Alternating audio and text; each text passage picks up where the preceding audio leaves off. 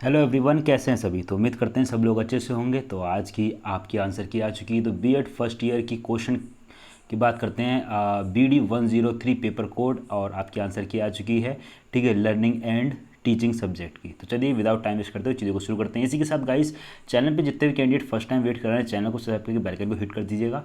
चलिए without time waste करते हुए शुरू करते हैं। तो हम बात करने वाले हैं आपके जो पेपर कोड है वो डी पेपर कोड मेरे को आज मिला है यहाँ पे, लर्निंग एंड टीचिंग का। ठीक है, तो यहाँ पे पहला क्वेश्चन आपके सामने शो हो रहा होगा। तो यहाँ पे फर्स्ट क्वेश्चन में पूछा गया है, निम्नलिखित में से कौन सा शिक्षण सूत्र नहीं है।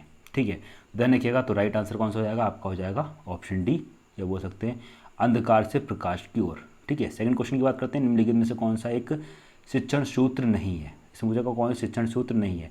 तो मेरे अकॉर्डिंग की बात करते हैं तो कलात्मक से वैज्ञानिक की ओर, ऑप्शन सी जो है वो आपका करेक्ट हो जाएगा। नेक्स्ट बात करते हैं क्वेश्चन थर्ड की। थर्ड क्वेश्चन पूछा गया शिक्षण सिद्धांत सहायक होते हैं। तो शिक्षण सिद्धांत जो सहायक होते हैं वो शिक्षण के उद्देश्यों की प्राप्ति में होते हैं। क्वेश्चन फोर की बात करते हैं, निम्नलिखित में से सीखने का स्तर कौन सा है। तो सीखने का स्तर जो है ध्यान रखिएगा, सीखने का स्तर कौन सा नहीं है ये पूछा गया। तो स्मृति भी है, बोध भी है और चिंतन भी। जो क्रोध है, क्रोध स्तर सीखने का नहीं होता है, यानी कि ऑप्शन सी हो जाएगा राइट आंसर। नेक्स्ट बात करते हैं फाइव, सीखने का उच्चतम स्तर है। यहाँ पूछा गया सीखने का उच्चतम स्तर है, तो ध्यान रखिएगा चिंतन। ठीक है, जिसको हम लोग बोलते हैं थॉट लेवल। ठीक है, चिंतन ऑप्शन ए जो है वो करेक्ट हो जाएगा। ठीक है, नेक्स्ट बात करते हैं क्वेश्चन सिक्स की। तो सिक्स क्वेश्चन में क्या पूछा गया है, सिक्स प्रश्न में पूछा गया है टास्क एनालिसिस पर कार्य होता है। टास्क एनालिसिस पर कार्य होता है, तो ध्यान रखिएगा गैगने ने। ठीक है, गैगने ने, ऑप्शन बी करेक्ट हो जाएगा। सेवन्थ की बात करते हैं, जो अगर मैं आपके लेवल की बात करूँ तो आज का पेपर मैं कह सकता हूँ मॉडरेट लेवल था आपका। ठीक है, ना ज़्यादा इजी बोल सकते हैं ना ज़्यादा टफ बोल सकते हैं, मॉडरेट था। ठीक है, कुछ क्वेश्चन ऐसे थे जो सभी लोग कर सकते हैं, कुछ क्वेश्चन ऐसे थे जो काफ़ी ज़्यादा ही टफ थे, जो गूगल पे भी नहीं है। ठीक है, मैं उनको सर्च कर चुका हूँ, गूगल पे भी नहीं मिले, तो सोच सकते हैं पेपर का लेवल थोड़ा सा मॉडरेट था। सेवन में पूछा गया है प्रभावशाली संचार शिक्षण को बनाता है। तो प्रभावशाली संचार शिक्षण को बनाता है वो सरल भी है आपका, रुचिकर भी है और आकर्षण भी है, यानी ऑप्शन डी करेक्ट हो जाएगा, ध्यान रखिएगा। नेक्स्ट बात करते हैं एट्थ की। तो एट्थ में पूछा गया है छात्र एवं शिक्षक का संबंध होना चाहिए। तो छात्र और शिक्षक का संबंध जो होना चाहिए, गरिमा भी होना चाहिए, महिमा भी होना चाहिए, मधुरमा भी होना चाहिए, यानी कि ऑप्शन डी उपयुक्त सभी करेक्ट हो जाएगा। नाइन्थ की बात करते हैं। नाइन्थ में पूछा गया क्या शिक्षण में शिक्षक की भूमिका होती है। तो शिक्षक की भूमिका जो है महत्वपूर्ण होती है, यानी कि इंपॉर्टेंट होती है, ध्यान रखिएगा।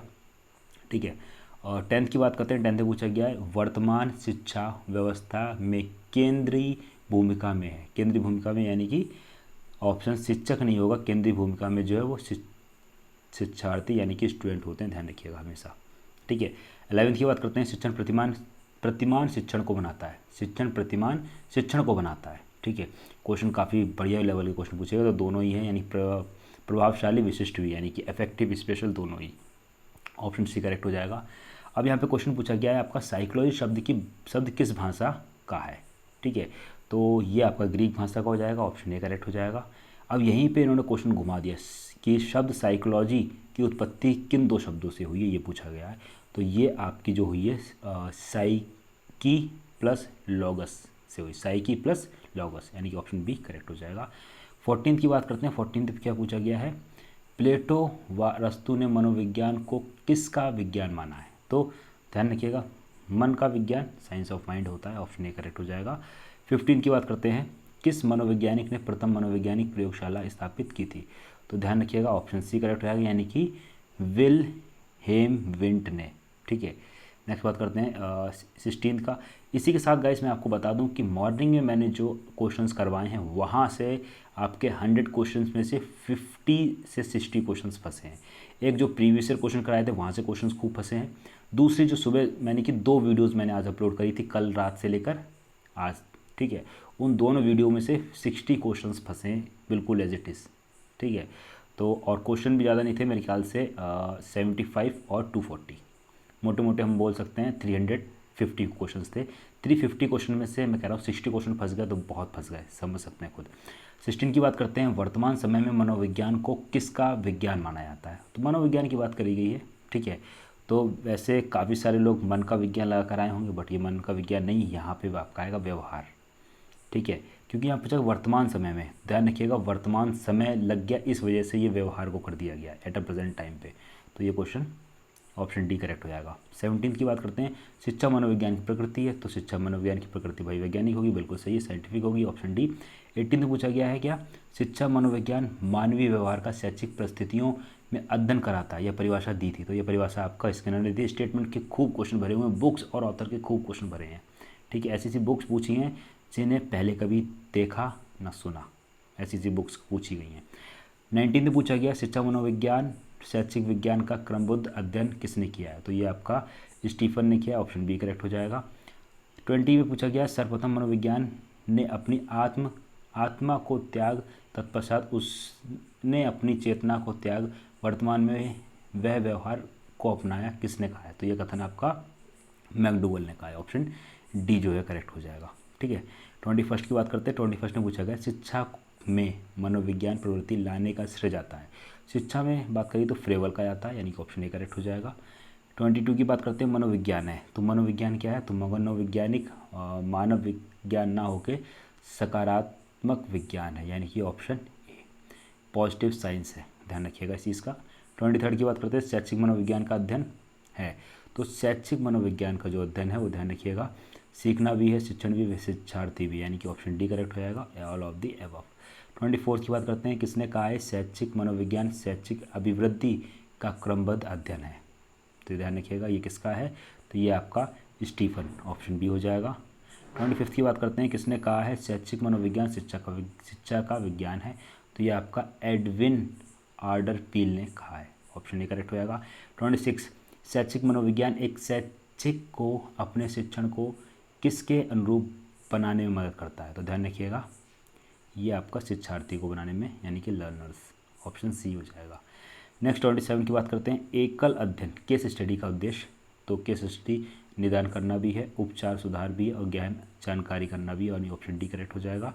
नेक्स्ट 28 की बात करते हैं, निदान की प्रक्रिया या प्रविधि प्रयुक्त की जाती है, तो ये आपकी उपलब्धि परीक्षण में ये आपकी जो हो जाएगी पहला ऑप्शन जो है प्रवणता परीक्षण में, दूसरा रुचि परीक्षण में, तीसरा उपलब्धि परीक्षण में, यानी कि ऑप्शन डी हो जाएगा, यानी कि सारे के सारे ऑप्शन करेक्ट हो जाएंगे। 29 में पूछा गया है कि विशिष्ट बालकों की श्रेणी में आते हैं केवल कौन कौन से आते हैं, तो ये सारे के सारे पिछड़े बालक भी आएंगे, प्रतिभाशाली भी और समस्यात्मक बालक भी, यानी कि जितने भी एक्स्ट्रा ऑर्डिनरी हो गए, पिछड़े हो गए, इस तरीके जितने बालक होते सब विशिष्ट की श्रेणी में आते हैं, ठीक है, यानी कि ऑप्शन डी करेक्ट हो जाएगा। 30 बात करते हैं, पिछड़ेपन की पहचान होती है, तो पिछड़ेपन की पहचान क्या होती है, सामूहिक प्रशिक्षण से, दूसरा उपलब्धि प्रशिक्षण से, तीसरा व्यक्तिगत बुद्धि परीक्षण से, उपयुक्त सभी, ऑप्शन डी करेक्ट हो जाएगा।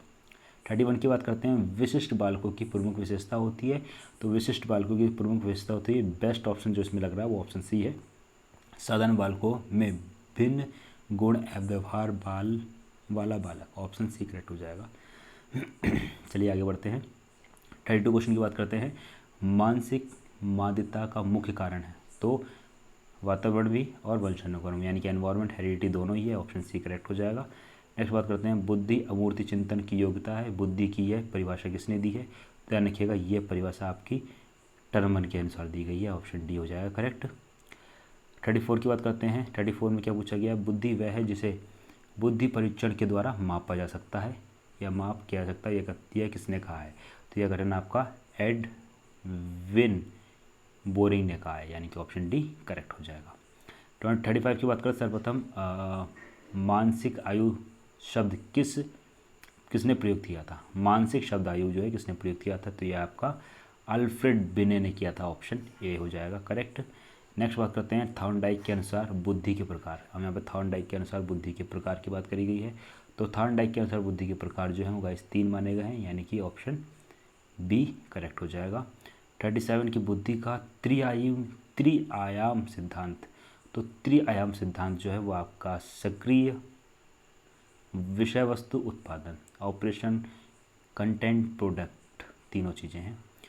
38 की बात करते हैं, बुद्धि का बहुकारक सिद्धांत किसने दिया, तो बहुकारक सिद्धांत जो है किसने दिया था, थॉर्नडाइक, ऑप्शन ए करेक्ट हो जाएगा। नेक्स्ट बात करते हैं, बुद्धि परीक्षण का मुख्य रूप है, तो बुद्धि परीक्षण का मुख्य रूप जो है शाब्दिक परीक्षण, अशाब्दिक, प्रयोगात्मक, तीनों ही है, यानी कि ऑप्शन डी बिल्कुल करेक्ट हो जाएगा, ऑल ऑफ दी अबव। 40 की बात करते हैं,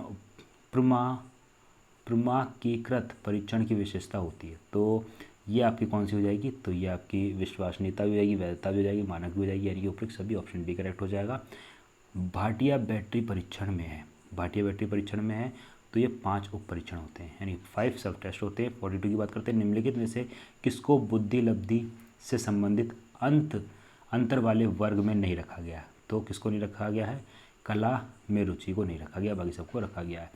43 की बात करेगी है, पिच लय समय और स्वर के अंतर स्वर के अंतर करने की क्षमता को कहा जाता है, तो ये किसको कहा जाता है, म्यूजिकल बुद्धि, ऑप्शन ए करेक्ट हो जाएगा। 44 की तार्किक बुद्धि साधारणता किन में ज़्यादा विकसित होती है, तो ध्यान रखिएगा गणितज्ञ में भी है, वैज्ञानिक में भी है, जासूसों में भी, यानी कि option D all of the above correct हो जाएगा। देन 45 की बात करते हैं, थॉर्नडाइक के अनुसार शिक्षकों, वकीलों, चिकित्सकों एवं दार्शनिकों में किस प्रकार की बुद्धि पाई जाती है, तो ये आपकी अमूर्त बुद्धि पाई जाती है इन सब में, ऑप्शन ए एब्स्ट्रैक्ट इंटेलिजेंस। 46 की बात करते हैं, स्टैनफोर्ड बिने परीक्षण के लिए उत्तरदायी बिने ने निम्नलिखित में से किसको मानसिक विकास का सूचकांक माना है, तो किसको माना है, मानसिक आयु को, यानी कि mental as, option D correct हो जाएगा। 47 में पूछा गया, एक 50 वर्ष के व्यक्ति की मानसिक आयु 16 वर्ष है, उसका बुद्धि लब्धि कितना होगा, तो उसका बुद्धि लब्धि 32 होगा। सॉल्व करने का जो तरीका होता है, मैंने ये क्वेश्चन इसी तरीके का क्वेश्चन मैंने आपको आज सुबह करवाया था कि जो इनकी वास्तविक आयु होती है उसको ऊपर लिखते हैं, मानसिक आयु जो होती है, ठीक है, मानसिक आयु को ऊपर लिखते हैं, वास्तविक आयु को नीचे लिखते हैं और गुणा 100 से मल्टीप्लाई कर देते हैं, यानी कि इसको सॉल्व करना चाहते हो आप इस तरीके से सॉल्व कर सकते हैं, 16 × 50 और × 100, यानी कि मेंटल एज जो होती है ऊपर आएगी, या फिर मानसिक आयु ऊपर आएगी, नीचे वास्तविक आयु आएगी, कट जाएगा, 51 जा 52 जा 16 2 जा 32 हो गया आंसर, ठीक है। इस तरीके से निकालते हैं, और यही फॉर्मूला भी पूछ लिया गया आपके एग्जाम में, ठीक है। तो स्टैनफोर्ड बिने परीक्षण मापन करता है, ठीक है, तो किसके जरिए, बुद्धि यानी कि इंटेलिजेंस जरिए, इसका सी हो जाएगा। 49 की बात करते हैं, 49 क्या पूछा गया, निम्नलिखित आईक्यू स्तर में औसत आईक्यू चयन होता है, तो औसत आईक्यू जो होता है आपका 90 से 119 के बीच में होता है। 50 में पूछ लिया गया है, जब रोहन की मानसिक तथा वास्तविक आयु दोनों 20 है, जब दोनों 20 है तो उसकी बुद्धि वर्ग क्या होगा, तो उसका बुद्धि वर्ग होगा औसत होगा, यानी कि इसको समझिएगा थोड़ा सा, दोनों की 20 मानी है, 20 मानी है, यानी कि ये हो जाएगा 20/20 × 100, ठीक है, 21 जा तो 1 × 10 कितना आ जाएगा 100, तो 100 आता है, यानी कि अब आएगा औसत आयु, ध्यान रखिएगा। अब ये देखिए फॉर्मूला आई पूछ लिया, आईक्यू का सूत्र क्या होता है, तो आईक्यू का सूत्र ऑप्शन बी हो जाएगा, mental age upon chronicle age होती है, या हिंदी की जो अगर बात करें तो मानसिक आयु बटे वास्तविक आयु गुणा 100, ऑप्शन बी करेक्ट हो जाएगा। 52 की बात करते हैं, सृजनात्मक लोग होते हैं, सृजनात्मक लोग होते हैं, तो ये आपके दोनों हो जाएंगे ए और बी, ठीक है, यानी कि ऑप्शन सी करेक्ट हो जाएगा। पहला है केवल सकारात्मक गुणों वाले, केवल नकारात्मक गुणों वाले, यानी दोनों ही होंगे। 53 की बात करते हैं, सृजनशीलता का मुख्य घटक क्या है, तो ये आपका मौलिकता है, यानी कि ओरिजिनलिटी, ऑप्शन बी करेक्ट हो जाएगा। जनरल साइकोलॉजी, यहाँ से गाइस बुक्स शुरू हुई हैं, कुछ बुक्स के आंसर मिल गए, कुछ के नहीं मिले हैं, तो जो अगर बात करते हैं जनरल साइकोलॉजी, तो मेरे अकॉर्डिंग, ठीक है, कन्फर्म मत करिएगा, डाउट है मेरे को अभी भी, ठीक है, मेरे अकॉर्डिंग जो उसमें लग रहा है वो मेरे को जलोटा लग रहा है, ऑप्शन सी करेक्ट हो जाएगा। सिर्फ 55 की बात करते हैं, डिक्शनरी ऑफ एजुकेशन पुस्तक के लेखक, तो इसके जो लेखक हैं वो आपके CV गुड हैं, यानी कि ऑप्शन ए हो जाएगा। 55 की बात करते हैं, सोशल लिविंग पुस्तक, तो मेरे अकॉर्डिंग सोशल लिविंग पुस्तक जो है वो ऑप्शन बी हो जाएगा, यानी कि लैंडिस और लैंडिस, ऑप्शन बी। नेक्स्ट बात करते हैं 57, थ्योरीज ऑफ लर्निंग पुस्तक के लेखक, तो ये अभी कंफर्म नहीं है, और लर्निंग थ्योरीज फॉर टीचर पुस्तक के लेखक, ये भी कंफर्म नहीं है, और एक्शन रिसर्च पुस्तक के लेखक, ये भी कंफर्म नहीं है। 60 की बात करते हैं, इंट्रोडक्शन ऑफ साइकोलॉजी के पुस्तक का, तो ये किंग हो सकते हैं बट कंफर्म नहीं है, अभी थोड़ा सा डाउट में है, ठीक है। 61 की बात करते हैं, इंट्रोडक्टरी साइकोलॉजी, बहुत भर्ती है, तो ये भी कंफर्म नहीं है। अब 62 पे आते हैं, सामाजिक प्रेरक होते हैं, सामाजिक प्रेरक कौन से होते हैं, आपके सांस्कृतिक निर्माता, यानी कि ऑप्शन बी आपका बिल्कुल करेक्ट हो जाएगा। नेक्स्ट बात करते हैं, जन्मजात अभिप्रेरक हैं, तो जन्मजात अभिप्रेरक जो कितने हैं, 3 हैं, ऑप्शन ए हो जाएगा। नेक्स्ट बात करते हैं, कौन जन्मजात अभिप्रेरक नहीं। अब पूछा गया कौन नहीं है, उदाहरण देखिएगा, हैबिट शुरुआत से नहीं होती, जैसे 24 से डर सकते हैं, भूख प्यास हमेशा लगेगी, काम करना पड़ेगा, बॉडी अपने आप करती है, निद्रा चाहिए, तो कौन सी नहीं है, आदत नहीं है। ठीक है, 65 की बात करते हैं, अभिप्रेरणा कार्य को आरंभ करने, जारी रखने और नियमित करने की प्रक्रिया है। यह किसका कथन है, तो ध्यान रखिएगा यह है गुड का, यानी कि ऑप्शन सी करेक्ट हो जाएगा। 66 किसने कहा है कि अभिप्रेरणा छात्र में रुचि उत्पन्न करने की कला है, तो ये आपका कौन सा हो जाएगा, एडरसन, ऑप्शन डी। नेक्स्ट बात करते हैं 67 की, अभिप्रेरणा सीखने के लिए राजमार्ग है, किसने कहा है, तो ये आपका स्किनर ने कहा है, ऑप्शन ए करेक्ट हो जाएगा। 68 की बात करते हैं, प्रेरणा शब्द लैटिन भाषा के किस शब्द से निकला है, तो प्रेरणा जो है आपका मूव से निकला है, MOOV। 69 की बात करें, प्रेरणा से संबंधित मुख्य कौन सा पद होता है, पद की बात पूछी गई तो ऑप्शन सी हो जाएगा, यानी कि आवश्यकता चालक, प्रोत्साहन व प्रेरक, यानी कि ऑप्शन सी जो है वो करेक्ट हो जाएगा। 70 की बात करते हैं, सीखने में अभिप्रेरणा का महत्व है, तो अति महत्वपूर्ण, यानी कि वेरी इंपॉर्टेंट, ऑप्शन बी हो जाएगा। 71 की बात करते हैं, प्रेरणा संबंधी चालक सिद्धांत के प्रतिपादक है, तो कौन प्रतिपादक है, कैली हैं, ऑप्शन ए हो जाएगा। प्रेरणा संबंधी स्वास्थ्य सिद्धांत के प्रतिपादक है, स्वास्थ्य सिद्धांत की बात करी गई है तो फ्रेडरिक हर्ज़बर्ग हैं, ऑप्शन ए हो जाएगा। किसने कहा है प्रेरित होने पर अधिगम भी उच्च होगा, ठीक है, तो ऐसा जो है एडरसन ने कहा है, ऑप्शन बी जो है करेक्ट होगा। नेक्स्ट बात करते हैं 74, छात्रों को प्रेरित करने की निम्न से उत्तम विधि, तो प्रेरित करने की सबसे बढ़िया ऑप्शन क्या, अवार्ड, प्रशंसा, यानी कि प्राइज़ की, उत्साह बढ़ाना उनका। 75 की बात करते हैं, आत्मगौरव है, तो आत्मगौरव क्या है आपका, ध्यान रखिएगा, व्यक्तिगत अभिप्रेरक, पर्सनल मोटिवेटर। 76 की बात करते हैं, सीखने में सबसे महत्वपूर्ण कारक है, तो इसका प्रेरणा भी लग रहा है और रुचि भी लग रहा है, बट मोस्ट प्रोबेबली की जो अगर बात करता हूँ तो मैं प्रेरणा पे जाऊँगा, ऑप्शन डी पे।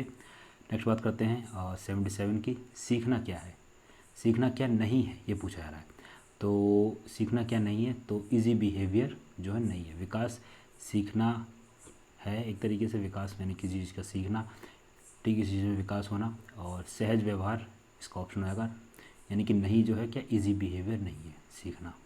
78 की बात करते हैं, क्षेत्रीय सिद्धांत, फील्ड थ्योरी, तो फील्ड थ्योरी आपकी कुर्ट लोवेन ने दी है। नेक्स्ट बात करते हैं, सूत्र के सिद्धांत के प्रतिपादक हैं, तो कौन है, कोहलर, ऑप्शन ए।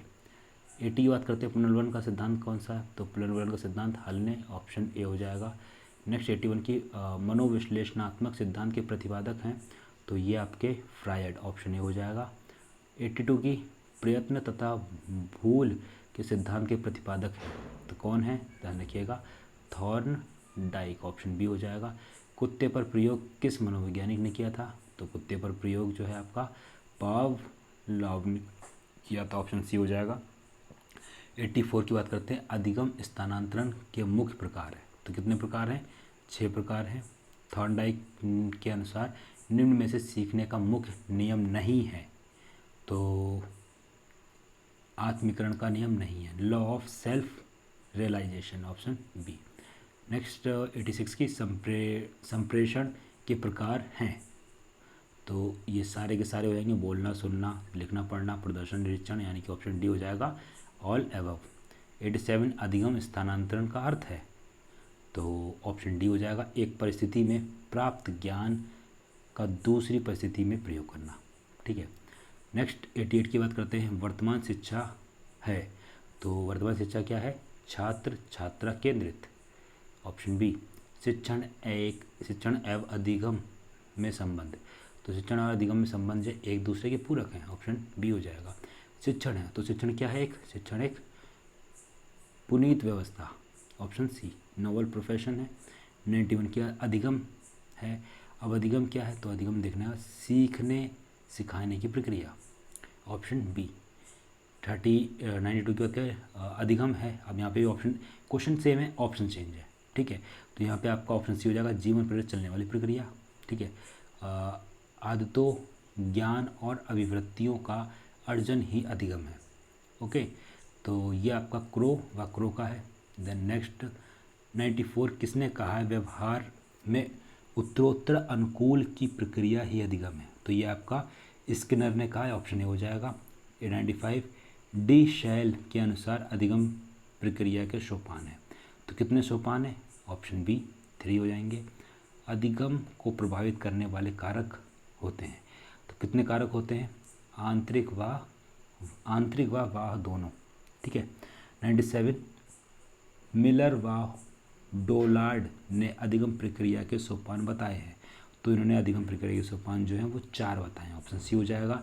98 और शिक्षण सूत्र शिक्षण को बनाते हैं, तो कैसा बनाते हैं, रोचक व प्रभावशाली, interesting and impressive, option C correct answer. Next 99 शिक्षण सूत्र उन तरीकों को बताते हैं जिससे यह आशा की जाती है कि सिद्धांत प्रयोग में सहायक होंगे, किसने कहा है ये, तो ये आपका हीगल ने कहा है, ऑप्शन सी करेक्ट। 100 और आज का अंतिम प्रश्न, सरल से जटिल की ओर शिक्षण सूत्र को सर्वप्रथम किसने प्रयोग किया, तो ये आपका हर्बर्ट ने, ऑप्शन सी किया। इसी के साथ गाइस ये जो आंसर की थी 100% श्योरिटी कर नहीं सकता हूँ, बट मेरे अकॉर्डिंग जो लगता है ये क्वेश्चंस इनके ये क्वेश्चंस होने चाहिए। बाकी किसी क्वेश्चन में आपको डाउट लगता है तो आप कमेंट करके बता सकते हैं, जो क्वेश्चन अभी छोड़े बुक से उनका कमेंट करके आप आंसर दे सकते हैं। इसी के साथ गाइस मिलते हैं नेक्स्ट वीडियो में, और नेक्स्ट पेपर जो है आपका 104 का है, उसकी वीडियो आपको मॉर्निंग मिल जाएगी, क्योंकि इस टाइम पे मेरा थोड़ा सा गला जो है दिक्कत कर रहा है, तो मॉर्निंग में मैं मोस्ट प्रॉब्ली 8 या 9 बजे तक आपको अवेलेबल करवा दूँगा। वो वीडियो ज़रूर देख लीजिएगा, क्योंकि वो राजा महेंद्र प्रताप यूनिवर्सिटी के क्वेश्चन से जो अभी मेरे ख्याल से कह सकते हैं लास्ट मंथ जो एग्ज़ाम चले थे उनके क्वेश्चन डालूंगा, और उसके अलावा एक 200 क्वेश्चंस की सीरीज डालूंगा। उन क्वेश्चन को देख लीजिए, सारे क्वेश्चन वहीं से फंसेंगे, यानी कि मोस्ट प्रॉब्ली 50 क्वेश्चन आपके आराम से उसमें से फंस जाएंगे। देन मिलते हैं नेक्स्ट वीडियो में, तब तक के लिए thanks for watching, have a nice day, जय हिंद, जय Bharat, love you to my dear friends, thank you so much of you, and अब तो रात हो चुकी, देन गुड नाइट।